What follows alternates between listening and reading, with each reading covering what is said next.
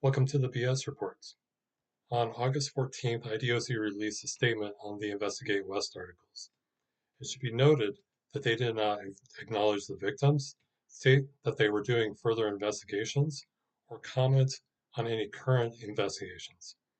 And to be clear, IDOC does not have to do any of those things. So now let's put this into context. Within the BS Reports, you'll see that I met with the director of IDOC some months ago. And among one of the topics discussed was PREA.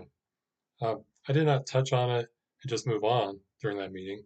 I went over it quite a lot, then including addressing the retaliation by IDOC toward anyone who was actively reporting PREA, whether it would be staff, offenders, or whomever. So the statement put out by Director Derrick is, on its face, quite meaningless. IDOC just repeated what is current policy that has been in place for at least the last 15 or 20 years. It should be noted, however, that on the IDOC website, it states that they have been following PREA since 2003. So not only is that extremely misleading, but it's an outright lie.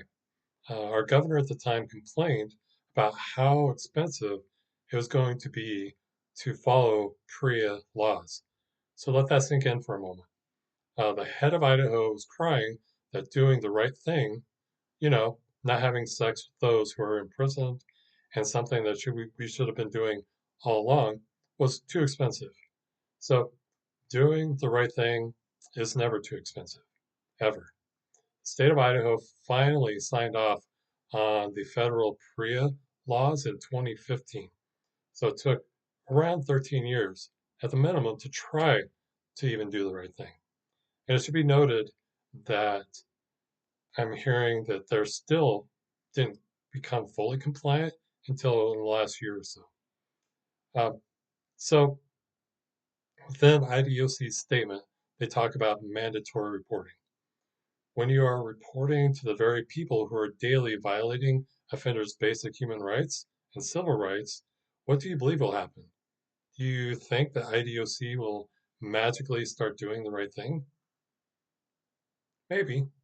So IDOC pretends that they are compliant while protecting those who continue to harm these innocent men and women. Don't believe me? You can go out and read articles around the Department of Corrections here in Idaho and see what you find. And if you believe for one moment that IDOC follows this policy, well, okay.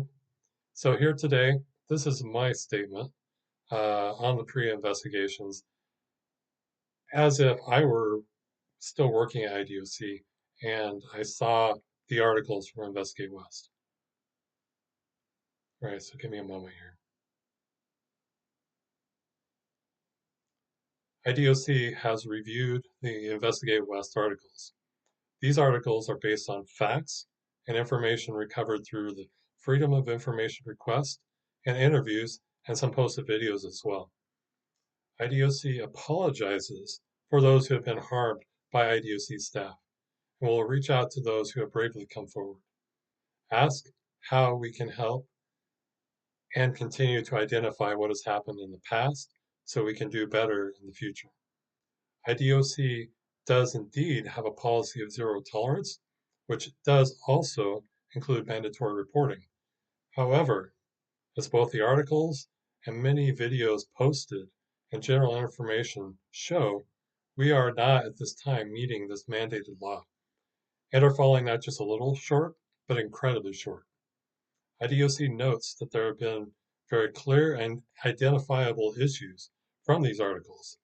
It is apparent that staff, men and women, are not understanding the dynamics of power and influence and how their positions overseeing offenders who they are sworn by law to protect and assist are not there for any other reason but to fulfill their legal responsibility to the state of Idaho and then leave and hopefully become, good citizens. One of the responsibilities that IDOC has is to assist and rehabilitate anyone who is wishing to. Having sex with offenders is just not on and has never been on this list. This issue is one that IDOC must work on. and will do so through hiring practices, education requirements, and more. IDOC will endeavor to do better, be better. IDOC will begin to roll out regular education and move around and more around interactions and how they are supposed to actually occur within the prisons.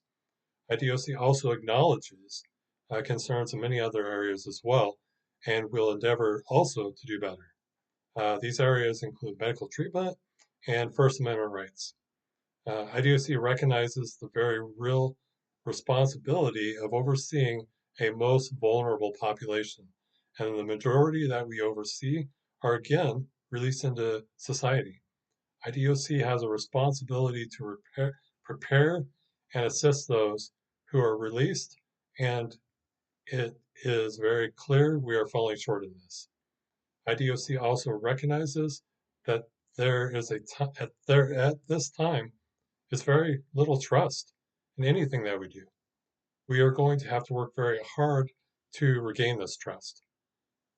And there's other things too that we need to work on.